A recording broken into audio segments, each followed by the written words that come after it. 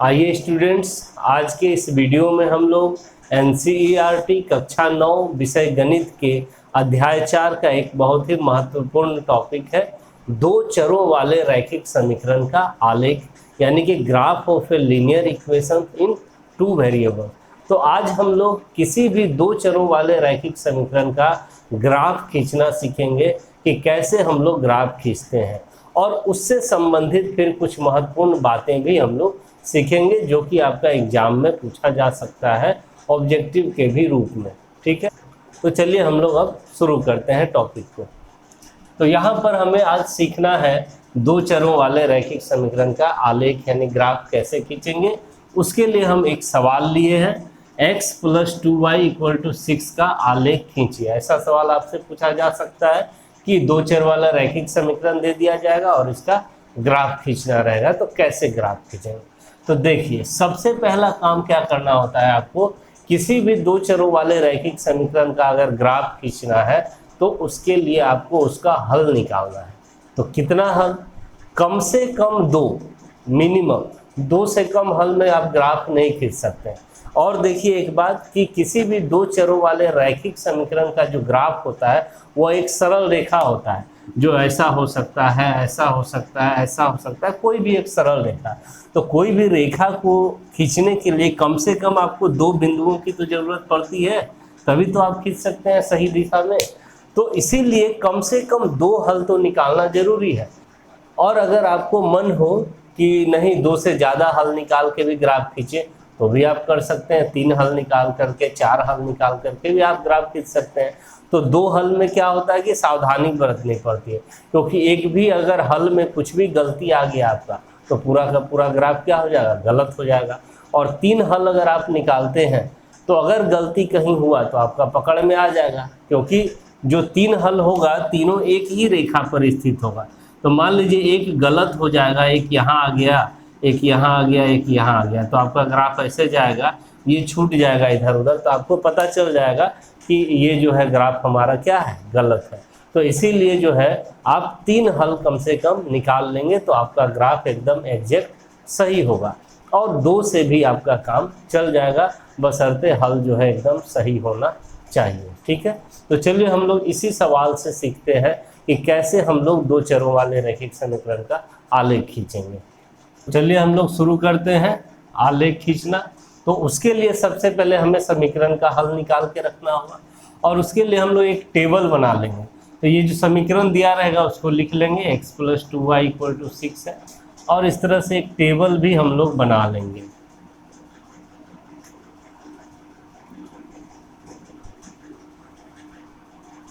यहाँ पे लिख लेंगे x, यहाँ y, और यहाँ x, y। और आपको जितना हल निकालना है उतना इस तरह से कॉलम बना लीजिए, जैसे 1, 2, अगर दो से ज़्यादा लेना है 3, 4 हल, तो आपको शुरुआत में हम 4 हल निकाल करके ग्राफ खींचना सिखा देते हैं, फिर 2 हल पे भी हम लोग एक सीख लेंगे। ठीक है, इस तरह से बना लिए। अब क्या करना है आपको हल निकालना है। हल निकालने का मतलब क्या, x और y का ऐसा दो मान निकालना होगा आपको जो इस समीकरण को क्या करता हो, संतुष्ट करता है। तो कैसे निकलता है हल, देखिए आपको कुछ नहीं करना, इस समीकरण में एक बार x के जगह पे आप 0 रखिए तो y का कुछ मान निकलेगा, तो वह दोनों मिलके हल कहलाएगा। तो हम यहाँ x = 0 रखते हैं। x = 0 रखने पर x 0 रख देंगे तो ये हो जाएगा 0 + 2y = 6। तो यहाँ से हो गया 2y = 6, तो यहाँ से मिल गया y = 6/2, और 2 से 3 टाइम्स में यानी y = 3। तो x = 0 हम लोग रखे तो y का मान क्या आ गया, 3 आ गया। तो यही दोनों समीकरण का एक हल कहलाया। तो हम लोग x के सामने 0 और y के सामने 3 लिख देंगे, और यही दोनों संख्या जो है एक बिंदु को प्रदर्शित करेगा निर्देशांक तल में। तो x वाला मान पहले और y का मान बाद में। तो इस तरह से x, y के रूप में 0, 3 एक बिंदु मिला, यानी ये इसका हल भी हुआ और एक बिंदु को भी प्रदर्शित करता है। अब दूसरा हल के लिए क्या करेंगे, आप दूसरे हल के लिए क्या कीजिएगा कि y का मान एक बार 0 रख दीजिएगा। तो y = 0 रखने पर, तो इससे x का आपको एक मान मिलेगा और वो दोनों भी हल कहलाएगा। तो यहाँ y का मान 0 रखिए, तो x + 2 × 0 = 6। तो यहाँ से हो गया x 2 × 0 तो 0 हो गया = 6, यानी x = क्या मिला 6। तो y का मान अगर 0 आप रखें तो x का मान 6 मिला। तो यानी कि आपका जो हल हुआ x = 6 और y = 0। तो यही आप लिखिए, x के सामने में 6 और y के सामने में 0 और 6,0 आपका क्या हो गया, एक हल हो गया इस तरह से। अब तीसरे हल के लिए क्या करना है, आप x और y का अपनी मर्जी से कोई भी मान यहाँ पर रख सकते हैं।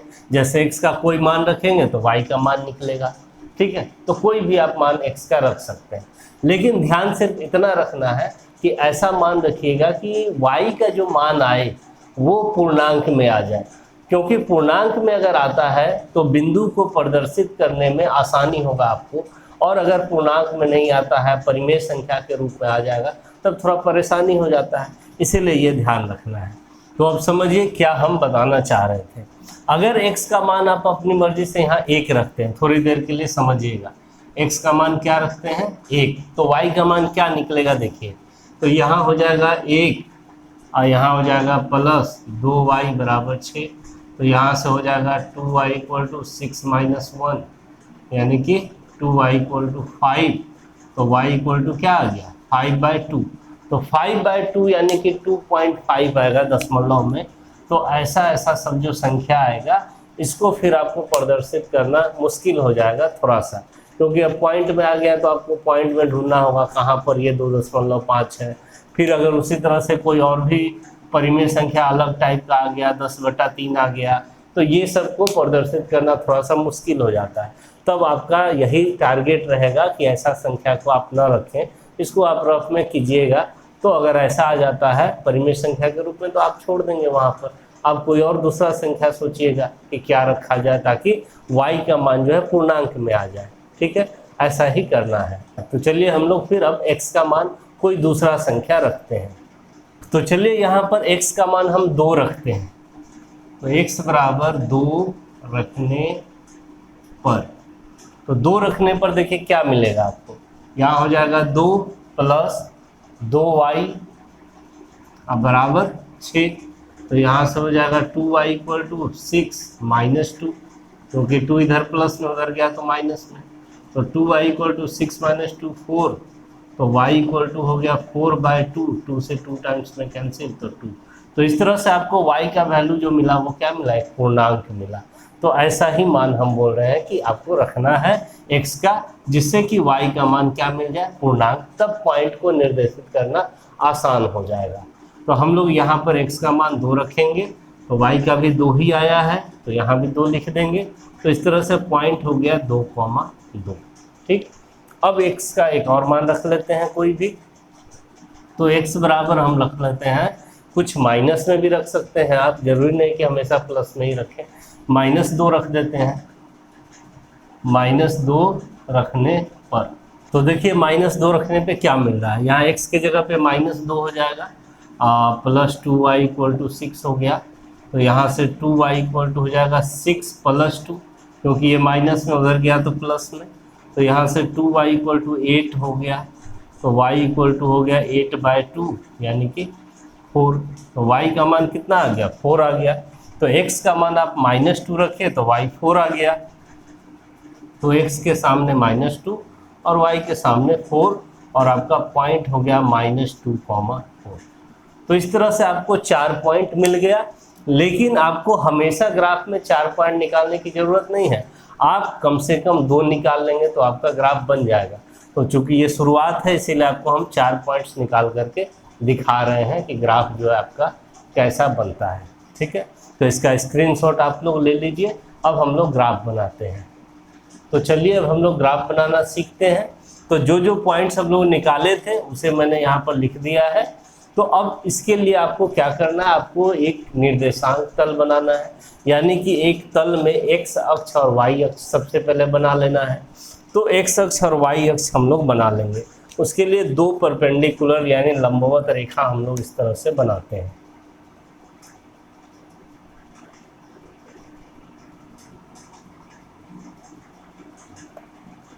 ये हो गया आपका एक्स अक्ष, और इस तरह से हम लोग वाई अक्ष भी बना लेते हैं,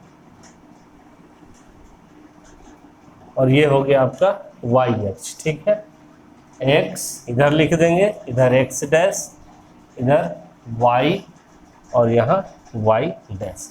जहाँ पे दोनों कटता है वो जीरो होता है, यहाँ जीरो से शुरुआत होगा। उसके बाद आपको बराबर बराबर दूरी पर संख्याओं को अंकित कर लेना है, 1 2 3 4 5 6।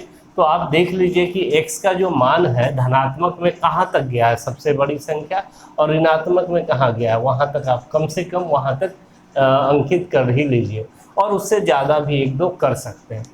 तो यहाँ देखिए x के सामने वाला पंक्ति में x का जो धनात्मक में मान है सबसे ज़्यादा क्या है, यहाँ 0 6 2 है, तो 6 सबसे ज़्यादा है, यानी धनात्मक x अक्ष पे आपको कम से कम 6 तक लिखना है। 6 से ज़्यादा भी आप लिख सकते हैं, 6 से कम लिखेंगे तो फिर प्रॉब्लम होगी, पॉइंट आप अंकित नहीं कर पाएंगे। और ऋणात्मक में देखिए -2 है, यानी इधर x डैश पर आप -2 तक लिख लेंगे। तो उसी तरह से y की पंक्ति में देखिए तो सारा संख्या धनात्मक भी है, और सबसे बड़ी संख्या क्या है 4, तो धनात्मक संख्या ऊपर लिखा जाता है, तो इधर आपको 4 तक कम से कम लिखना है, 1 2 और ज़्यादा लिख सकते हैं, और ऋणात्मक ना भी लिखेंगे तो चलेगा, लेकिन अपनी मर्जी से 1 2 लिख लेंगे। तो बराबर बराबर दूरी पर हम लोग पहले संख्याओं को अंकित करेंगे, और ग्राफ पेपर पर तो खुद ही एक लाइन दिया हुआ रहता है बराबर बराबर दूरी पर, तो जो भी स्टूडेंट ग्राफ पेपर पे बनाएंगे वहाँ खुद ही उनको लाइन दिख जाएगा, उसी लाइन को 1 2 3 4 ऐसे मान लेंगे। तो चलिए हम लोग बराबर बराबर दूरी पर पहले अंकित कर लेते हैं संख्याओं को। तो हम लोग यहाँ पर 2 2 सेंटीमीटर ले लेते हैं, एक के लिए ये हो गया, ये 2 हो गया, ये 3 हो गया, ये 4 हो गया, ये 5 हो गया, 6 हो गया, और ये 7 के लिए हो गया। ठीक है, उसी तरह से बाएं तरफ भी आपको ले लेना है बराबर बराबर। तो यहाँ पे ले लेते हैं हम लोग, ये -1 के लिए, ये -2 के लिए, ये -3 के लिए। अब संख्याओं को हम लोग यहाँ लिख देंगे, ये 1, ये 2, ये 3, ये 4, ये 5, ये 6, और ये 7। 6 तक का ज़रूरत था, एक ज़्यादा ले लिए हैं। उसी तरह से इधर -2 तक का ज़रूरत है, तो हम -1, -2 और -3 ले लेते हैं। ठीक है, उसी तरह से y पर चलिए तो 4 तक का ज़रूरत है, तो आप 4 तक ले लेंगे इस तरह से। उसी तरह से बराबर बराबर दूरी पर तो हम लोग यहाँ ले लेते हैं, ये 1 के लिए, ये 2 3 4 5 के लिए। नीचे में भी ले लेते हैं 1 2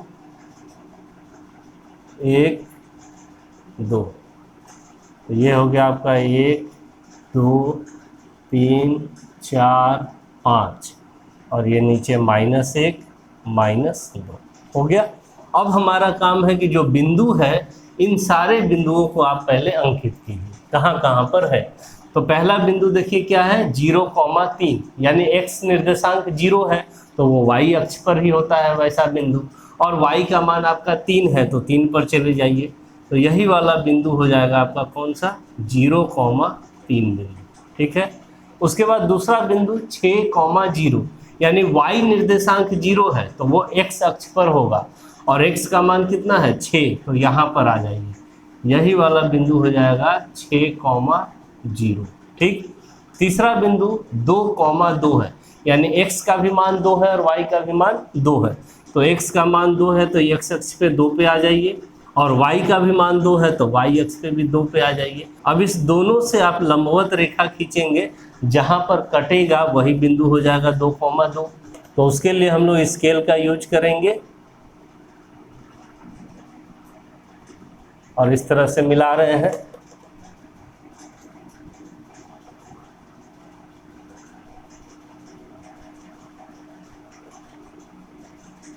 तो देखिए यहाँ पर इस बिंदु पर ये दोनों एक दूसरे को काटा, तो यही हो जाएगा आपका 2,2। ठीक है, अब देखिए चौथा बिंदु -2,4 है, यानी x निर्देशांक -2 है, तो यहाँ पर आ जाइए -2 पर, और y निर्देशांक 4 है, तो यहाँ आ जाइए। अब दोनों तरफ से भी लंबवत रेखा खींचिए।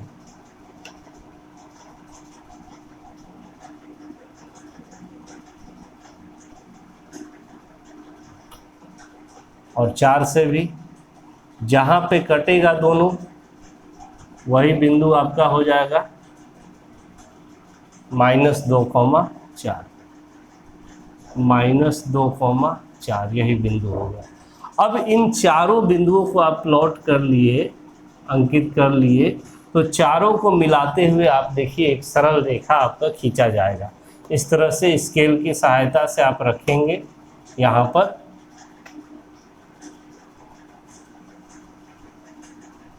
तो ये एक रेखा मिला देखिए, और चारों बिंदु इस रेखा पर आ गया ना। तो यही जो रेखा आया, सरल रेखा, स्ट्रेट लाइन, यही इस समीकरण का आलेख हो गया, ग्राफ हो गया। x + 2y = 6 का ये आलेख हो गया। तो इस तरह से आप लोग क्या समझे कि किसी भी दो चर वाले रैखिक समीकरण का जो आलेख होता है वह एक सरल रेखा होता है। इधर ऐसे भी हो सकता है, सीधा भी हो सकता है, तिरछा ऐसे भी हो सकता है। और क्या एक चीज़ समझे यहाँ से कि जितना भी हल होता है किसी भी दो चर वाले रैखिक समीकरण का, वो सब हल इसी रेखा पर स्थित होता है। देखिए यहाँ पर ये सब हल था, तो इतना बिंदु तैयार हुआ आपका, 4 हल से 4 बिंदु। और देखिए आपको चारों बिंदु जो है कहाँ पर स्थित है, इसी रेखा पर स्थित है। और एक बात क्या कह सकते हैं कि किसी भी दो चर वाले रैखिक समीकरण का जो आलेख है, रेखा है, उस पर जितना भी बिंदु है, आपको बिंदु अनंत है इस पर, क्योंकि रेखाएं आप इधर और आगे खींच सकते हैं, इधर आगे अनंत तक जा सकते हैं। तो इस पर जितना भी बिंदु आपको दिख रहा है सभी इसका हल होगा। सभी का निर्देशांक आप x अक्ष और y अक्ष के मदद से लिख सकते हैं, और ये सब इसका हल कहलाएगा। तो इससे एक बात और क्लियर हो गया कि दो चरों वाले रैखिक समीकरण का जो आलेख है, एक सरल रेखा, उस पर अनंत बिंदुएं हैं, और अनंत बिंदुएं हैं तो सभी उसका क्या है, हल है। तो हम लोग ये भी निष्कर्ष निकाल सकते हैं, कह सकते हैं कि किसी भी दो चरों वाले रैखिक समीकरण के अपरिमित रूप से अनेक हल होते हैं, बहुत सारा हल होता है, क्योंकि इस पे अनंत बिंदु है और सभी इसका हल है। और जो भी बिंदु इस पर नहीं है वह इसका हल नहीं होगा। कोई भी बिंदु जैसे कि यहाँ पर होगा अगर मान लीजिए, तो ये बिंदु इसका हल नहीं होगा। तो जो बिंदु इस रेखा पर है वही इसका क्या है, हल है। तो इस तरह से हम लोग ये सब बातें सीखे हैं। इसको एक बार हम लोग और भी रिवीजन कर लेंगे आगे। तो अभी हम लोग ग्राफ बनाना सीख लिए कि इस तरह से ग्राफ बनाएंगे, ठीक है। तो इसका स्क्रीनशॉट आप लोग ले लीजिए। अब एक सवाल और लेते हैं और अच्छे से हम लोग समझते हैं कि कैसे हम लोग ग्राफ खींचेंगे।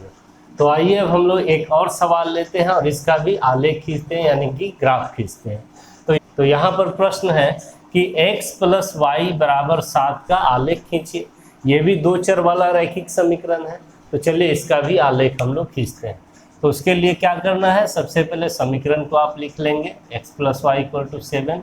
तो अब हम लोग इसके नीचे एक टेबल बना लेते हैं जिसमें हम लोग हल को निकाल करके रखेंगे। तो अब हम लोग 4 हल नहीं निकालेंगे, वो तो सीख चुके हैं हम लोग पहले। अब हम लोग क्या करेंगे कि 2 हल निकालेंगे और उसी से हम लोग ग्राफ खींचना सीखेंगे। तो चलिए यहाँ पर लिख लेते हैं हम लोग x, y और यहाँ x, y, ठीक है। अब यहाँ से आपको हल निकालना है। तो क्या करना है, सबसे आसान तरीका देखिए, खुद की मर्जी से एक बार x का मान 0 रखेंगे तो y का मान जो आएगा वो दोनों मिलके हल कहलाएगा, और एक बार y का मान 0 रखेंगे तो x का मान आएगा, वो दोनों फिर मिलके हल कहलाएगा। इस तरह से 2 हल हम लोग निकालेंगे और ग्राफ खींचेंगे। तो यहाँ x = 0 रखने पर देखिए क्या मिलता है हमें, y बराबर, तो यहाँ x का मान 0 रख देंगे तो 0 + y = 7 हो जाएगा, यानी y = क्या हो गया, 7।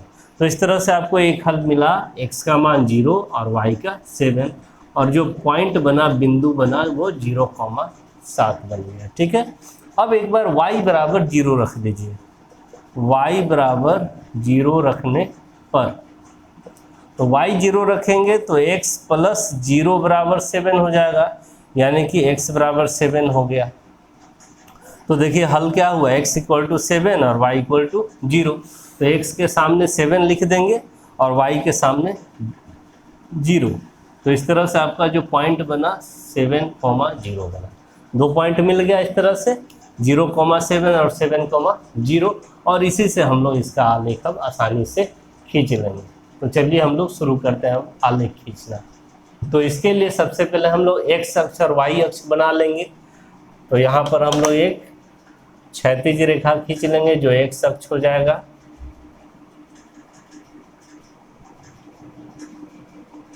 ये हो गया एक्स अक्ष के लिए, और एक वाई अक्ष के लिए हम लोग बना लेंगे।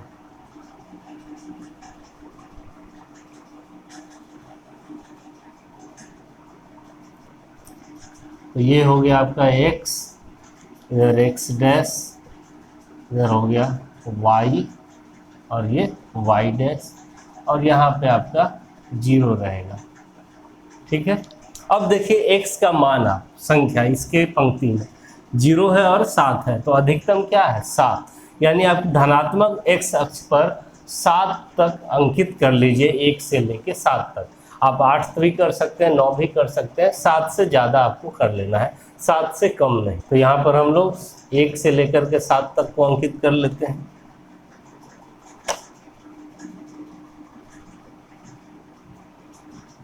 चलिए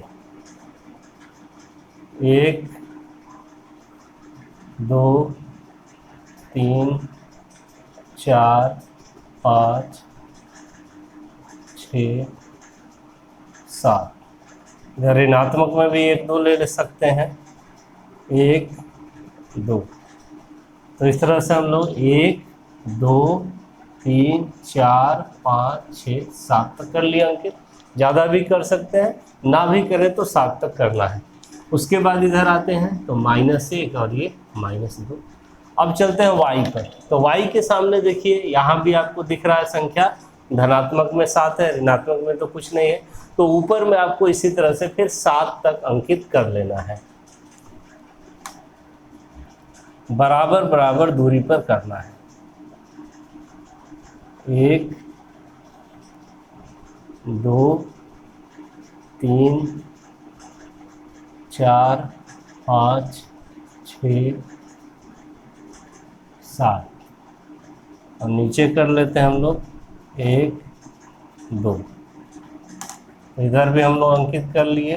तो यहाँ पे अब संख्याओं को लिख देंगे 1 2 3 4 5 6 7, नीचे -1 और ये -2।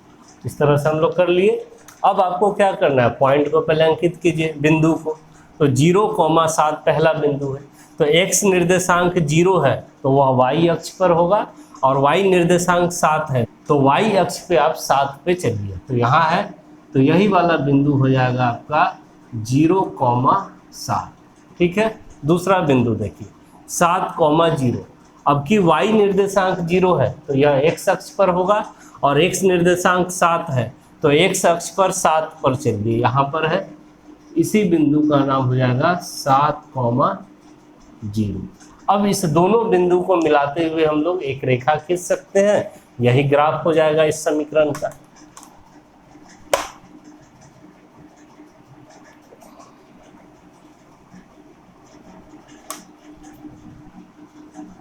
तो ये जो रेखा आया सरल रेखा, यही ग्राफ हो गया आपका x + y = 7 का।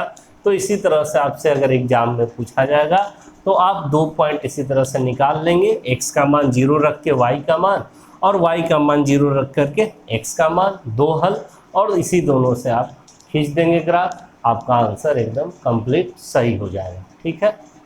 तो एक सवाल हम लोग और सीखते हैं जो कि थोड़ा सा अलग टाइप का है, उसका कुछ एक बहुत ही महत्वपूर्ण बात है। तो वो अगर आप सीख लेते हैं तो आपका ग्राफ में कोई भी सवाल आता है तो आप आसानी से बना लेंगे।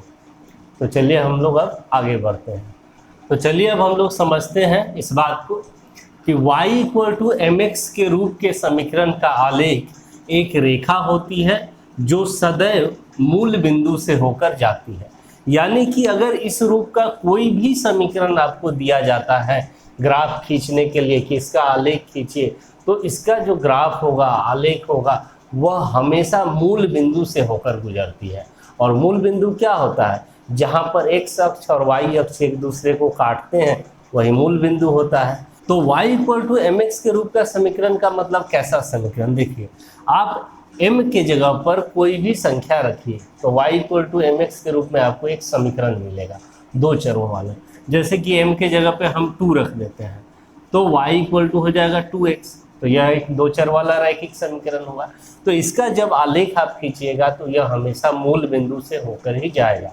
तो 2 ही सिर्फ नहीं, कोई भी संख्या आप रख सकते हैं, जैसे 1 भी रखेंगे तो 1 इंटू एक्स हो जाएगा, यानी कि ये हो जाएगा y इक्वल टू एक्स। यह भी एक दो चर वाला रैखिक समीकरण हुआ। इसका भी ग्राफ आलेख मूल बिंदु से ही जाएगा। y equal to 3x, y equal to 4x, y equal to negative में भी कोई संख्या ले सकते हैं -3x, y इक्वल टू 1/2 यानी कोई परिमेय संख्या भी लिख सकते हैं। ऐसा सब यानी कि कोई भी आप संख्या यहाँ पर m के जगह पे वास्तविक संख्या रख सकते हैं। तो आपको एक दो चरों वाला रैखिक समीकरण मिलेगा और उसका जो आलेख होगा उसके बारे में यही कहा जा रहा है कि वह सदैव मूल बिंदु से ही होकर जाता है, गुजरता है। ठीक है, तो हम लोग इस टाइप का एक सवाल लेकर के उसे सॉल्व कर लेते हैं और समझ लेते हैं कि कैसे इस टाइप का समीकरण का जो आलेख है वह हमेशा मूल बिंदु से ही होकर के जाएगा। तो इसका स्क्रीनशॉट आप लोग ले लीजिए। अब हम लोग एक सवाल पे चलते हैं। तो ये जो समीकरण है y इक्वल टू 2x, ये इसी रूप का है, y equal to m x के रूप का। तो इसका जो ग्राफ होगा, जो सरल रेखा होगा, वह जो है देखिएगा कि मूल बिंदु से ही होकर के गुजरेगा। ठीक है, तो ग्राफ खींचने के लिए जो हम लोग करते हैं हल निकालना, वो काम यहाँ भी करना है आपको। तो सॉल्यूशन में जब चलेंगे तो समीकरण को लिख लेंगे y इक्वल टू 2x और इसके नीचे एक बॉक्स इस तरह से आप बना लीजिए।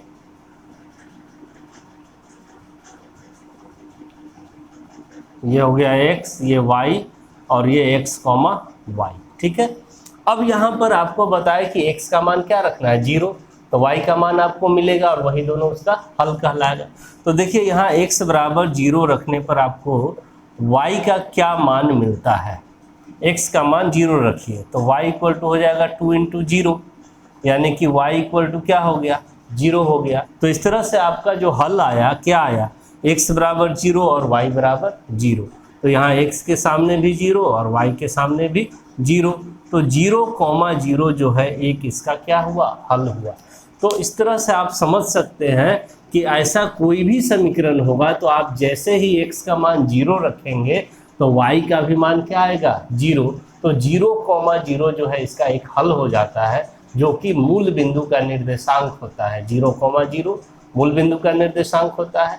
तो इस टाइप का जितना भी समीकरण होगा वह मूल बिंदु से ही होकर के जाएगा, इसीलिए ऐसा कहा गया है। तो अब आपको एक और पॉइंट निकालने की जरूरत है, बिंदु। तो अब देखिए, आपको तो बताए थे कि y एक बार 0 रखिएगा तो x का मान निकलेगा, तो वो भी एक ले लेना है। लेकिन इस सवाल में आप y 0 रखेंगे तो x फिर से 0 ही आ जाएगा। देखिए y बराबर अगर आप 0 रखते हैं, y बराबर 0 रखने पर तो यहाँ 0 हो जाएगा इक्वल टू 2x, यानी कि 2x इक्वल टू 0, यानी कि x इक्वल टू 0/2 यानी कि 0।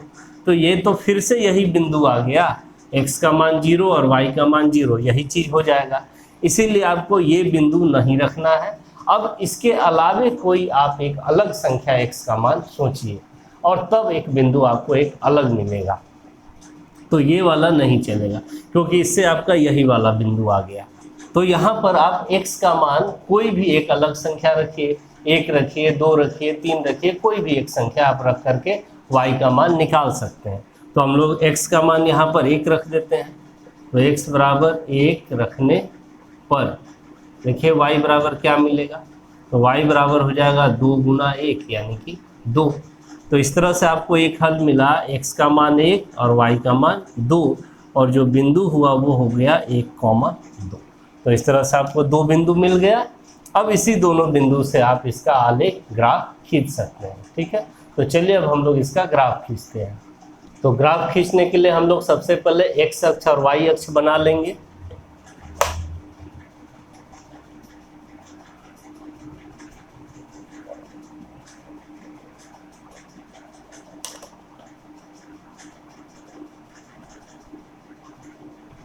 तो ये हो गया आपका x डैश और ये y डैश। तो ये आपका x अक्ष हो गया और ये y अक्ष। तो दोनों जहां एक दूसरे को काटता है इस बिंदु पर, इसी को हम लोग मूल बिंदु कहते हैं। इसी का निर्देशांक 0,0 होता है। तो अभी यहाँ पर हम सिर्फ 0 लिख देते हैं। अब x अक्ष पर संख्याओं को अंकित करेंगे। तो x में देखिए आपका जो है संख्या कहाँ तक गया है, धनात्मक, तो 0 है और 1 है, 1 तक, यानी कि 1 तक से आपका काम चल जाएगा। फिर भी आप 1-2 ज़्यादा बना सकते हैं। तो चलिए हम लोग कुछ संख्याओं को अंकित कर लेते हैं।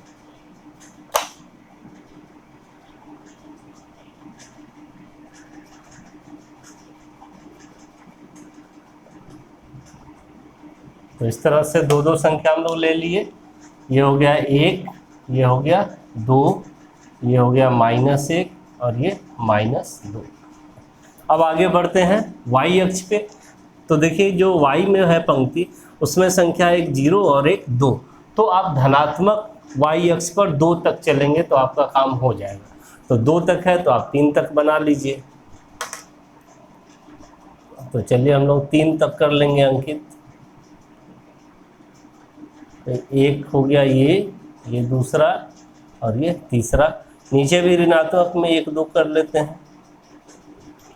तो ये हो गया आपका 1, ये 2 और ये 3, ऋणात्मक में ये -1 और ये -2 हो गया हमारा। अब बिंदु को अंकित कीजिए। तो पहला बिंदु है आपका 0,0, तो जो कि यही वाला बिंदु है 0,0, इसी को हम लोग बोलते हैं 0,0। ठीक है। अब दूसरा बिंदु देखिए 1,2 है, यानी x निर्देशांक 1 है और y निर्देशांक 2 है। तो x निर्देशांक 1 पर चलिए, y निर्देशांक 2 पर चलिए और दोनों से एक लंबवत रेखा खींचिए। तो इस तरह से हम लोग 1 से चल रहे हैं और फिर इधर 2 से चलेंगे। जहां पे दोनों एक दूसरे को काटेगा वही वाला बिंदु होगा 1,2। तो इस तरह से हम लोग यहाँ पे चल रहे हैं। तो यहाँ पे मिल गया, तो यही बिंदु हो गया 1,2। ठीक है। तो 2 बिंदु आपको दिख रहा है, एक 0,0 और एक 1,2। तो इसी दोनों बिंदु को मिलाते हुए आप एक रेखा खींच देंगे तो वो इसका आलेख हो जाएगा।